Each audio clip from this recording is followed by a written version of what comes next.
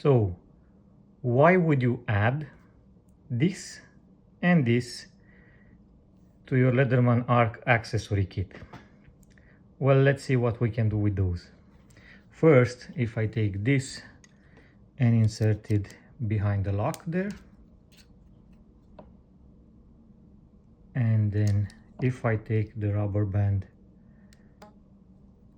and put it over just like that, turn it around and add the phone to it. Just like that, I've got a phone stand.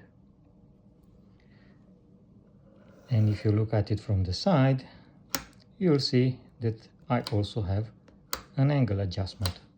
So if you sit, you can have it in this position. If you lay down, you can have it in that position.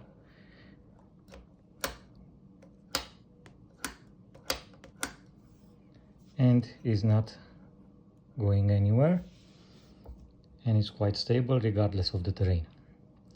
There you go, you have a new tip of the day.